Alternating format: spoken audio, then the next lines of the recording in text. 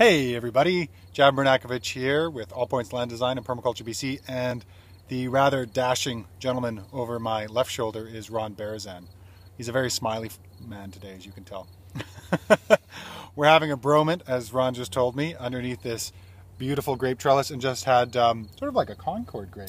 Beautiful grape, yeah. Very nice. Delicious. What was this, year 2? This is year 2 on this site in terms of all the plants that are here, and yeah, this grapevine is just loving it. Yeah. So we're here at Sycamore Commons, which is permaculturepowellriver.ca. It's an interfaith it's a faith project with permaculture. I've got my eye on this watering thing that keeps going back and forth as I've got multiple devices going. But Ron here has been working with a new idea, and this has been one of the first, or it's been maybe the second or the third process in this new idea. Tell us about this idea. Well, I don't know how new it is. I mean, it's new for me, but newer for me. And that is just considering the fact that in our cities and in our towns, we have these hubs of community life, and often they involve physical spaces, buildings, outdoor spaces, and those are faith communities of all different kinds. And my observation is that the permaculture world has not really engaged, it's not created that edge in terms of conversing or looking at these community sites as good places, fertile places to work in permaculture. And I really believe that we've missed an opportunity, and that this is a really good natural fit. Faith communities in permaculture, for me, are a very natural fit. Right. So the needs of one meets the yields of the other, and there's a synergy there. Yeah, sure. Well, in the case of Sycamore Commons here, we have a large church grounds that was very underutilized and really just a maintenance challenge for the congregation. And we have a community that has small yards here and the opportunity to grow food and create a beautiful space, interesting space that can welcome people. And at the heart of this for me is the fact that at least the faith communities that I've been engaged with, admittedly most are churches, but I think it's true of many other faith communities as well, that there's a core of values that really resonates with permaculture. Social justice, compassion, community work, care for the earth. Those things are really at the core of most religious traditions if you peel it back. Absolutely. Actually, that really jumps into one of our first questions. We put this question out to a couple of the permaculture Facebook groups, and one of the first questions is from Kitten, which is, the connection between permaculture and faith communities seems obvious to me. Reverence for life, truth, love, and peace. What would need to happen to better connect spirituality and permaculture to support these shared goals and values? I think that's a very interesting way of phrasing that question.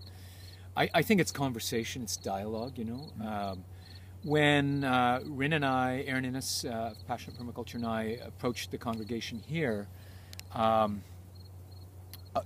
surprisingly, there wasn't a great awareness of what is permaculture. So lots of conversation, a year of conversations, in fact. So there's got to be a trust relationship established, right? That's key. And finding the common ground, It helps for me that my wife Laura and I attend this church from time to time, and so we know it from the inside as well, and I think that's also key, is having a champion or two, someone who's part of that tradition, whether it be a yoga ashram or a mosque or synagogue, whatever. Somebody that is a good starting place to have that dialogue begin. I think you keyed on it there. You need, in any of these projects, you need a champion, and you need evidence. And so you need a champion here who believes in the evidence of what you can produce, and then when you produce it, there's more people who jump on board as it gains speed and momentum. Which brings up a question that we had down here from somebody else, but it was a question about funding from Kelly D. Ware. So how do you unite people towards this vision, and then how does fundraising happen? Well, this is an interesting question. I mean, the funding that has really supported the development of the first couple of years of this site has come through the permaculture design course that we have taught here, Aaron and I. So some of that funding went into actually core costs for materials and things. But the reality is, most permaculture installations don't necessarily need a lot of dollars to make happen. It's one of our principles, right? We work with local materials and finding waste materials and repurposing them, etc. So we've done a lot of that. But this year was brought to our attention that within the Anglican Church there is actually a funding source called the Care and Share program, which every year the Anglican Diocese of Vancouver chooses 3 projects that individual churches can donate to. We put together a brief proposal, and they loved it. It was something different, I think. That was it, and it did resonate. So we've been able to get some funds to sort of kickstart and look at infrastructure and really be able to take this, into a longer-term kind of mindset, because we want to really create something here that will serve the community for many, many years to come. So a little bit of funding. We don't need a lot, but a little bit helps. So yeah, lots of different ways to go about that. And many faith communities do have some sort of pool that can be accessed often to undertake initiatives like this. I think that's a really good point to key on, is that when you're working with a faith community, there's a larger network that they pull upon, in the same way that a lot of the Kickstarter programs for permaculture has been able to draw on. I know that I've supported probably 5 now, probably 6 actually, now that I think about it. And when you reach out to people who have like-minded values, they're willing to pitch in a couple of bucks on a small scale but a large volume, and then all of a sudden you have a large volume to work with in terms of funding. The interesting piece here is, how do faith communities find the knowledgeable people they need to ensure high-quality soils, along with the natural systems that would support diverse abundance with respect to different climates and growing zones? This is from Susan Corton. Well, I think I'm going to kind of take a fairly generic tact on this question first, and just say that, again, I'll speak from the Sycamore Commons experience, but within any community, there's always people that are sitting on all kinds of great skills, right? So we start within that local resource of the folks who are here. Yeah. And so in our case here, just even the history of this land, both the history of the church, but the prehistory before that, and finding any information we can through the elders, First Nations, and the European elders here too. So drawing from that resource, and then again, that's the beauty of the partnership model. When we're looking at trying to do permaculture with communities that maybe haven't taken that step, then teaching a course, having an information, like beginning to develop that knowledge if it isn't there, and to draw it out from the wider community, the geographical community. I mean, for us, one of the key things of this project is that it's not about this church sort of inwardly looking, it's about this church opening up and reaching out and inviting the wider community to this space in terms of the land, the production, but also the information, the knowledge that's here. So kind of coming back to the people, seeing what skills are established there, and then putting out lightning rods, so that way people who are like-minded or interested in supporting the project that might have skills could come to that, and they could be identified or self-identified. Yeah, I mean, we need to invite people all the time. I think that's key. People need to be invited and asked, and we have to be very intentional about that, and asking people that maybe aren't normally asked too. That's the other thing. Our ways of involving people in permaculture they reach certain communities fairly easily, but ignore others. So I think and we're looking at different ways of doing that here too. With some interesting success. So that kind of ties into the fact that this is a community that permaculture doesn't really reach out to, the faith communities. Right. And just by doing that you've accessed a whole other place to play and to bring the values and the ethics of permaculture in a way that people really feel are beneficial. Yeah, for sure. I mean, for me, this is sort of that principle of maximizing edge, and doing it in a social and cultural way. And for me, it's been a rich process for the students that involved, community members that involved, engaging with, learning a lot about what this it's the only functioning church in our community, and so people get to get an idea what the people are like who worship here and are involved here, and vice versa. So it's really creating some interesting interactions. Absolutely. There's a great question here from Teresa Janelle. I think that's it. My computer cut off most of your name. So in my faith community, there's some will, but not necessarily a lot of knowledge or financial resources for projects. We also don't have a lot of land around our church. I guess my question would be around how to do permaculture on a shoestring in small places, which is great because shoestrings fit into small places, so it kind of works out. Yeah, well, and there's the whole other level too of looking at the building itself, you know, right, as an element, and the social functioning of the organization or of the community. I mean, all of our social permaculture wisdom that's been accumulated by a lot of folks around the world. You know, we can bring the insights of permaculture into how we organize ourselves and how we, you know, share resources and create yields of all kinds, not just food, not just the biological stuff that we focus a lot on for good reason, but and small space is great. I mean, start small, it's fantastic. So you know, a really skookum small, you know, rainwater harvesting food production system that's also got some biodiversity right outside the doors. Yeah. Get some, you know, some people excited. Totally. And then start going vertically up the walls, or who knows, you know. There's all kinds of stuff that can be done. And modeling small space permaculture in urban environments is a powerful thing to do. It's a really it's a terrific valuable kind of resource. And the other thing for me in this work too is it's good to have signage. It's good to make explicit as much as possible what we are trying to do, so that again, it helps to invite people to engage with it and to understand that yes, this is this is a faith community or a house of worship of one kind or another, and yes, it matters to us to have welcome biodiversity onto the site, or to create beauty, or to create a community gathering space, or to grow food, and here's why. You know, so I think that's part of the cultural transformation that needs to happen. And for some faith communities, that's pushing their edge, without a doubt. Without a doubt. Don't want to gloss this over and suggest that, you know, any church that you might knock on the door of is immediately going to offer a warm welcome. I don't think that's true. No.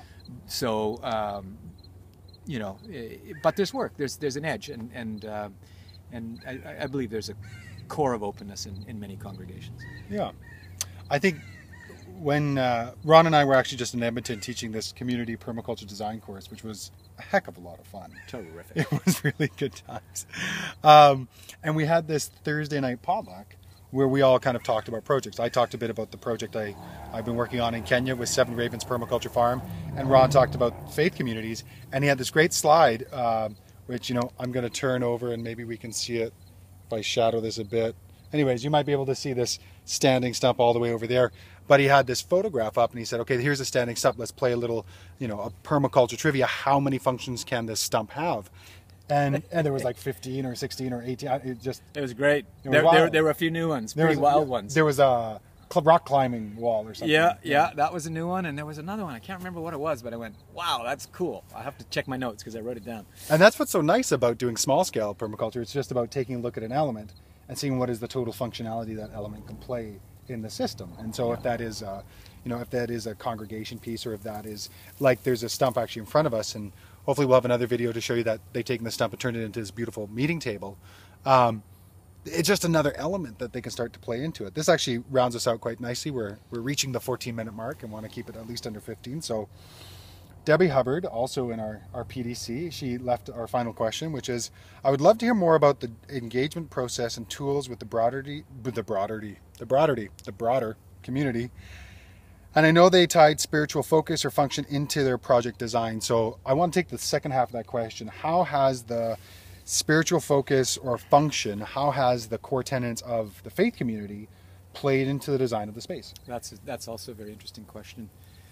You know, interestingly, for the congregation, that was on the list of priorities, but it wasn't the priority. Oh, wow. But spaces for contemplation, meditation, beauty, really, you know, aesthetics. We're sitting on a bench here that's protected, that looks back at the church. We got a rooster in the neighborhood. Great rooster in the back. Love it. Powell River chickens rule. You should see his t-shirts. They're great. But, you know, For me, well-crafted design has that element in it. It's not necessarily that we have to say, let's put a spiritual place in the design. It's how can that kind of permeate through everything that we're doing? Where there's life, there's spirit, if you like. We are doing a labyrinth as right. part of the design as well, in an area that it'll have multiple functions, but it'll be a labyrinth. We've got a peace pole, which is part of the International Peace Pole movement. There are a couple of spots here where remains of parishioners are buried, and so there are sort of certain marks, or plaques and things like that of those in certain gardens. This garden here, it's in the shape of a triskel, which is a three-lobed spiral, Celtic spiral, which when you walk it becomes a long sort of infinitive meditation path, and you know, so there's subtleties in that regard that you know, respect that. We've got off of the peak of the roof, rain chain that channels water into a bowl that can be used for liturgical things in the church. The water, it's referred to as living water rather than piped in water. And then the overflow from that goes into a dry stream bed and will run into an eventual pond down there. So yeah, I mean, it's terrific to try to bring those two things together. And then it's all the question too of what you do in that space that brings that energy to it. So having different well, we've had solstice, part of our solstice gatherings have been outside here. I did universe spiral exercise, universe story spiral. Yeah, many more possibilities with that. There have been church potlucks and things that have occurred out here as well. Yeah. So back to the first part of that question, the community engagement tools. Open houses that we've drawn in folks. Let's see, information nights, public information nights to invite people in. Invitations on numerous occasions for folks to come and get involved in work bees and in different things like that. So the core sort of community was the church community, and that's where the design process originated. And then in the last year or so, moving out and working with different kind of organizations that can link in some way, bring in, you know, kind of create that needs and yields connection as well. So, for example, we've had the Orca bus, the on-the-road children activity bus, come here a couple times this summer to do kids programming on the site, which included a little bit of, well, some cobbing with Aaron Innes, and because you've got a Cobb bus stop. We've got a Cobb bus stop, sharing shelter, library thing going down. Yeah, it's really very cool. So lots of connecting out into the community in different ways. Yeah.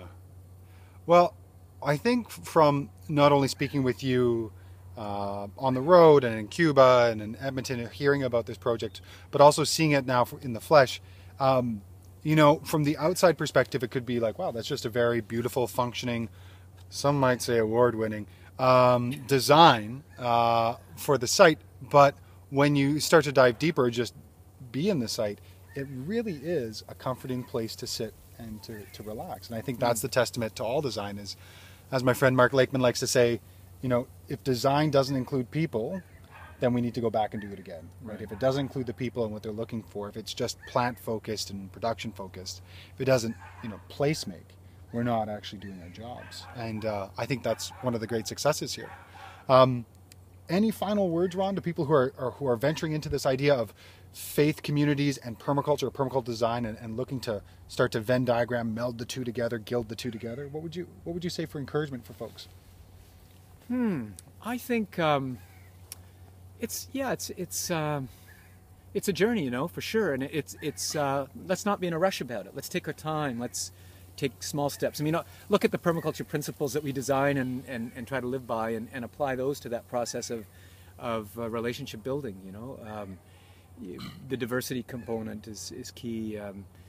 All of those things are so relevant to how we really start a new partnership that can offer so much more than we don't expect. That's the other thing. I mean, there's so many great surprises along the way for me in this project already, which is wonderful. So sometimes it's just getting out of the way too, you know, once things start to move and people's vision starts to become clear. Beautiful. Where can people find more information about this project? Yeah, there's a website that's connected to this project and to permaculture activities in Powell River in general, and that's permaculturepowellriver.ca. Great. And if people want to know more about you, they can? ask my mom. I've met Ron's mom. She makes really good tarts. Yeah, she does, and a lot of other things too. theurbanfarmer@shaw.ca. Shaw.ca. And the website would be? www.theurbanfarmer.ca. Yeah, and Ron's got some courses coming up, not only here in Powell River, but also in Cuba. We'll be going back to Cuba, I believe probably in the spring, it looks like. February. Yeah, February. Winter. 3-week PDC on the road, going from place to place, about 12 farm visits. And we do a design and installation, full installation at the end of the course. We've had some great students that have gone on to the Philippines and have become the permaculture practitioners and go-to for the city of, how do we say the Cagayan de Oro. Yeah, see? Got to get the Spanish speakers to say it.